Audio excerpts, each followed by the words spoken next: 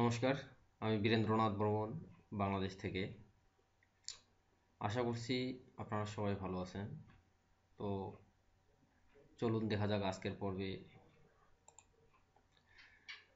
প্রথমে আমরা Ctrl+N দিয়ে নতুন একটা ফাইল নিলাম।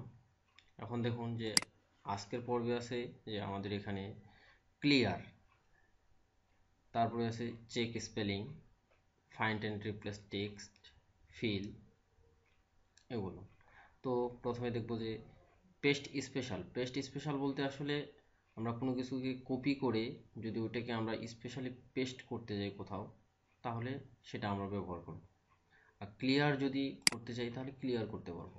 তো দেখুন যে আমি কিছু টেক্সট লিখলাম,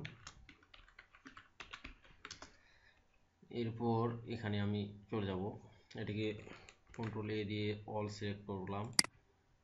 তারপরে এখানে দেখুন যে ক্লিয়ার, যদি ক্লিয়ার করি তাহলে এখানে সবটাই ক্লিয়ার হয়ে যাবে। তো দেখুন ক্লিয়ার। আবার যদি এখন আমি যে Ctrl+Z দিয়ে আনডু করি, তো এখানে চলে আসছে।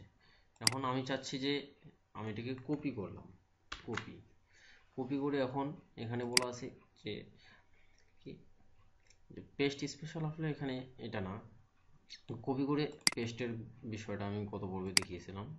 তো এখন দেখবো আমরা যে চেক স্পেলিং আসলে নামের ক্ষেত্রে হয় না, তাই এটাকে আমি চেঞ্জ করলে সাপোজ লিখলাম যে TSA দে।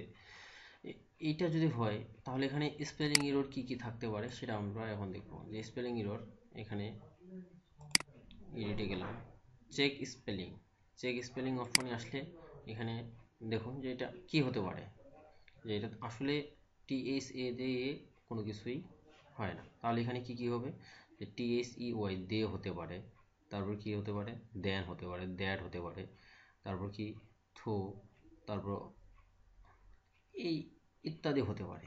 তো এখানকার মধ্যে আপনি আপনার সঠিকটা সিলেক্ট করে নিতে পারেন। ওকে, তো এরপরে আসতেছি যে দেখুন এখানে আছে কি, যে ফাইন্ড অ্যান্ড রিপ্লেস সামথিং। আমি মনে করেন যে কিছু এখানে আমি ব্রাউজারে গিয়ে ডক লিখে সার্চ দিলাম। তো এখানে এখন সাপোজ এইটুকু আমি কপি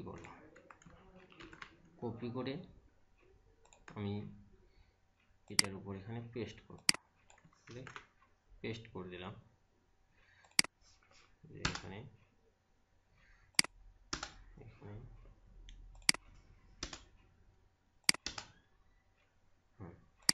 পেস্ট করে দিলাম। এখন এটাকে আমি Ctrl+A দিয়ে সিলেক্ট করলাম। সিলেক্ট করার পরে এখানে আমি ডকটাকে, এখানে দেখুন যে এখানে আছে ফাইন্ড অ্যান্ড রিপ্লেস টেক্সট। এখানে যদি আমি এখানে ফাইন্ড করলাম কি, যে ডক ফাইন্ড করলাম, আর চেঞ্জ করব আমি এখানে ডক্স করে দিলাম। তাহলে এখানে ফাইন্ড টেক্সট করার পরে এটাকে যদি আমি রিপ্লেস করি, তো দেখুন এখানে রিপ্লেস হয়ে যাবে।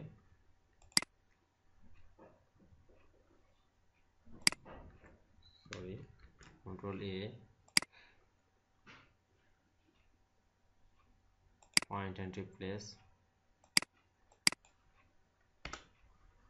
Find text. এই যে দেখুন যে এখানে আমি দিব কি, যে ডক্স করে ডক্স।